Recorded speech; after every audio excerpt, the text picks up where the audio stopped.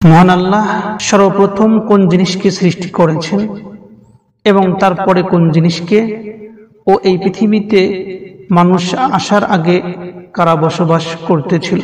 وَإِذْ قَالَ رَبُّكَ لِلْمَلَائِكَةِ إِنِّي جَاعِلٌ فِي الْأَرْضِ خَلِيفَةً قالوا أتجعل فيها من يفسد فيها ويسفك الدماء ونحن نسبح بحمدك ونقدس لك قال إني أعلم ما لا تعلمون।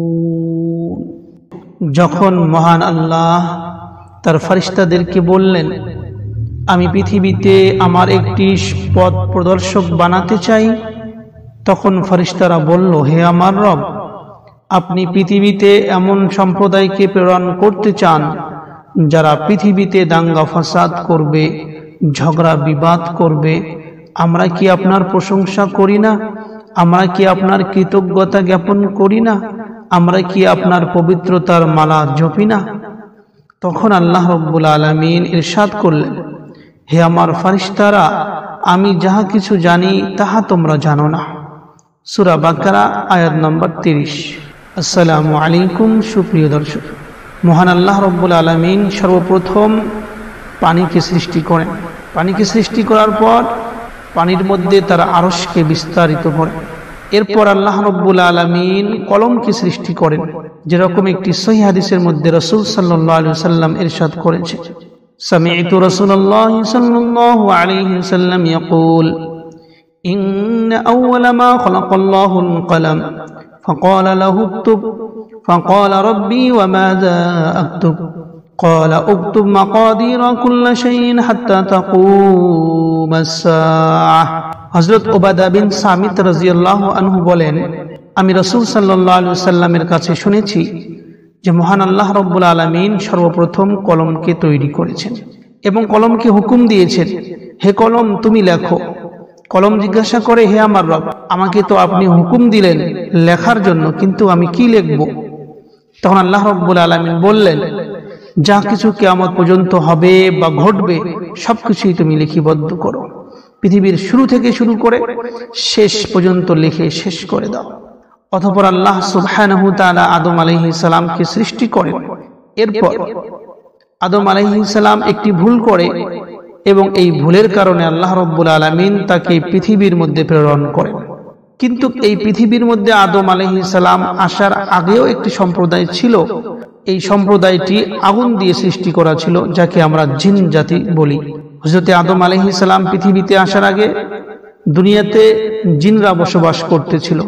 তার প্রমাণস্বরূপ আল্লাহ রাব্বুল আলামিনের এই আয়াত, ক্বালু আতাজআলু ফীহা মান ইফসিদু ফীহা ওয়া ইয়াসফিকুদ দিমা ওয়া নাহনু নুসাব্বিহু বিহামদিকা ওয়া নুকদ্দিসু লাক ক্বালা ইন্নী আ'লামু মা লা তা'লামুন। যখন আল্লাহ রাব্বুল আলামিন ফেরেশতাদেরকে একটি পথ প্রদর্শক প্রেরণ করার কথা শোনালেন, যে হে আমার ফেরেশতারা, আমি একজন পথ প্রদর্শক হিসেবে পৃথিবীতে আমার একজন নায়েব তৈরি করতেছি। তখন ফেরেশতারা আল্লাহকে প্রশ্ন করেছিল, হে আমার রব, আপনি এমন এক সম্প্রদায়কে পৃথিবীতে পাঠাতে চান যিনি পৃথিবীতে গিয়ে ঝগড়া ফাসাদ করবে, কাটাকাটি করে রক্ত ঝরাবে এই পৃথিবীর বুকের মধ্যে। সুপ্রিয় দর্শক, ফেরেশতারা কি করে বুঝতে পারলো যে আদম আলাইহিস সালাম পৃথিবীতে যাওয়ার পরে তার সন্তানাদিরা পৃথিবীর মধ্যে দাঙ্গা ফাসাদ কাটাকাটি করবে?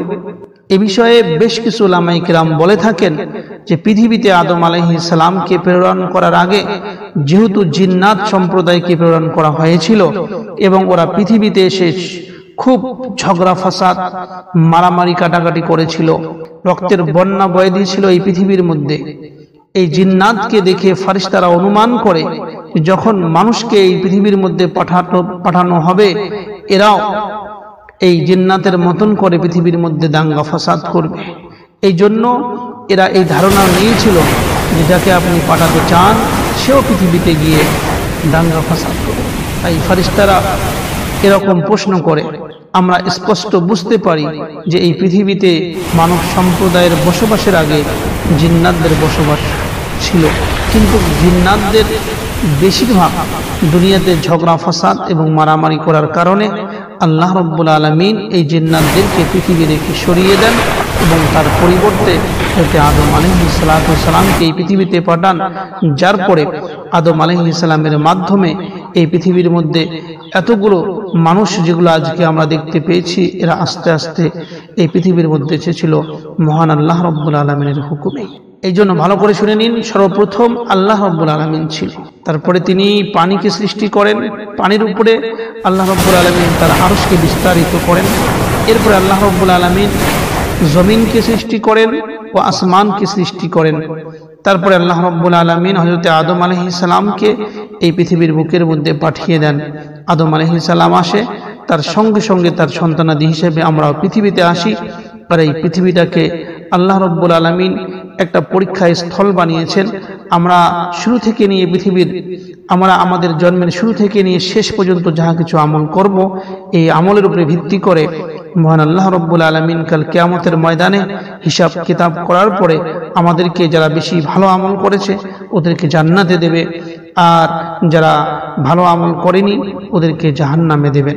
ফামান ইয়ামাল মিসকালা যাররাতিন শাররান ইয়ারাহ ওয়া মান ইয়ামাল মিসকালা যাররাতিন খায়রান ইয়ারাহ। পৃথিবীতে যে ব্যক্তি একটি কণা বিন্দু মাত্র সওয়াবের কাজ করেছে, আল্লাহ রাব্বুল আলামিন সেটাও আখিরাতের মধ্যে দেবেন। পৃথিবীতে যে ব্যক্তি একটি কণা বিন্দু মাত্র একটি গুনাহের কাজ করেছে, তারও ফল আখিরাতের মধ্যে সে দেখতে পারবে। আল্লাহ রাব্বুল আলামিন আমাদেরকে সঠিক বুঝ দান করুক, আখিরাতের মধ্যে দুনিয়াটা আমাদের জন্য আখিরাতের খেতিবাড়ি হিসাবে কামিয়াবি এবং সফলতার সহিত দুনিয়াতে জীবন যাপন করার তৌফিক দান করুক। আসসালামু আলাইকুম ওয়া রাহমাতুল্লাহি ওয়া বারাকাতুহু।